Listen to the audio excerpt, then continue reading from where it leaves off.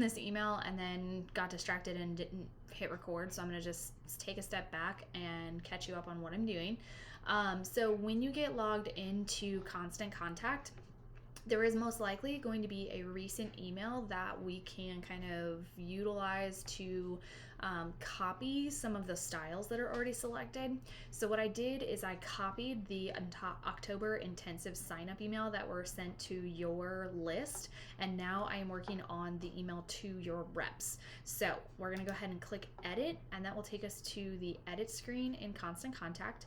And as you can see here, I do have like your information that you want to include over here on the right hand side.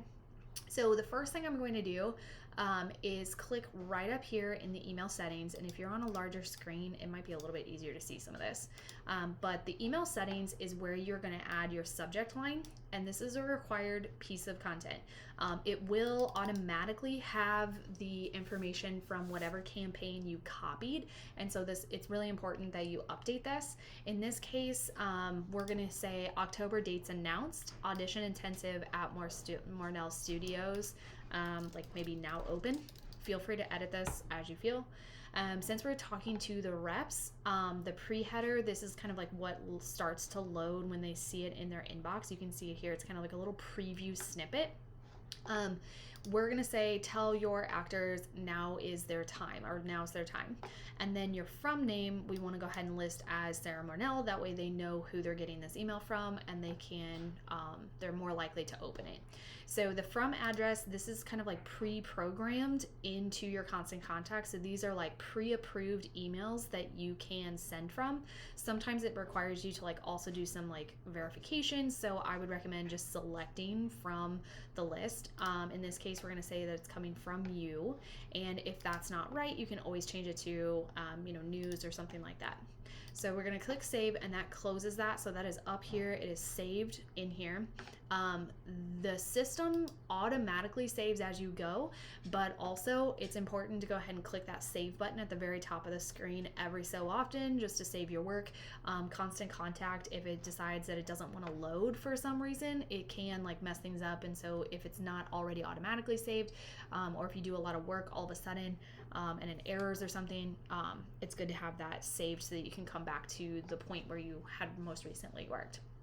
At the top here, it is already holding an image. So we can go ahead and click replace and then select something from your library of things that are already uploaded into the system.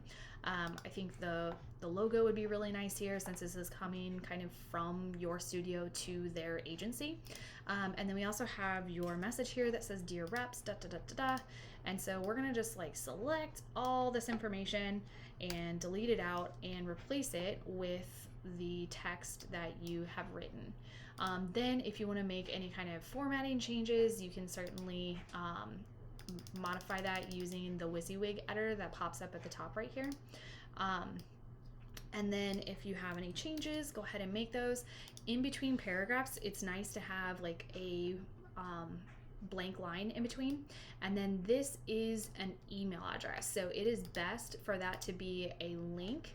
And the URL is going to be a mail to, because this is an email address. And so we want it to show as this text up here, and then the mail to : and then just putting in that email address will make it so that if they click on that, it will open a new email if they're on a device that supports that action. We're gonna go ahead and insert that. Let's see here. Quick little typo fix. So I think what would be really important for this is to go ahead and also differentiate and pull that date out so that it stands out very dramatically. That way, whoever's glancing at this email, even if they don't read everything, they're going to be able to very quickly and easily find the information that they want. So like 18 is pretty bold. It also already has your color palette saved in here. So we can make that red, or if we want to, we can make it kind of like a gold color, something like that. And then the register for the intensive is already linked to your website. So if you're ever unsure, you can always like look at this in a separate tab like I'm doing here, just to make sure that yes, that's going to the correct place. And then when you're back in Constant Contact, go ahead and insert that. So that is going the correct way. And then it looks like I see you here, you have a success stories. That's fantastic. So if we want, and I like that that's separate from this register for the intensive. This is like much larger because that is the action we do want them to take.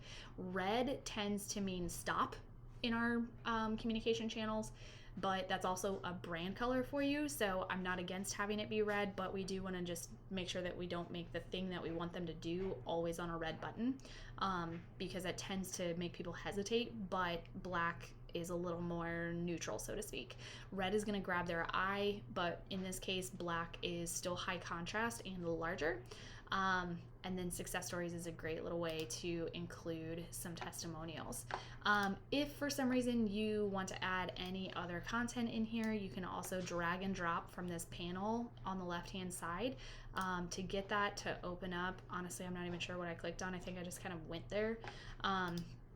And it's gonna kind of just show us some different options. So once the image is in here, looks like I double click, or you can also use the menu up here to click replace, and then add somebody that, or like a pertinent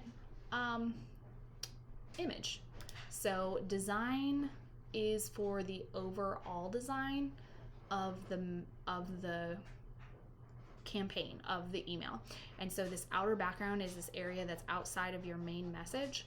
And then of course we have a border, the inner background, featured layout background, article layout border, and some dividers. The font, we can choose, like if you want this to always be a different look, we can definitely do that. And it should format kind of everything in the body of your, there it goes, in the body of your email. And it looks like it didn't quite highlight everybody. So I'm just going to correct that. I feel like OpenStance is probably what we used on your website, which is why I selected that. And then it looks like this is not all the same font size yet. That's 14, go down to 13. Okay, perfect. And then once you have it the way you want it, go ahead and save it. If you want to, I always recommend doing a preview or like sending yourself a test. And so you can do that, and then it will send to your inbox or whatever email you have it sending to. Try not to have anxiety about my inbox. I know it's intense. Usually takes a second. There it is. All right, and then here is the preview, and this is what I typically forward you so that you can see what it looks like before it gets scheduled.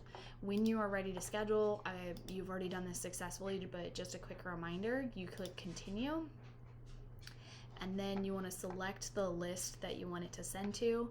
So in this case, it is probably going to your agents, maybe Italy. I'm not sure if that's pertinent. I'm not sure who's on that list, but probably both of those lists for sure. And then you can schedule it or send now.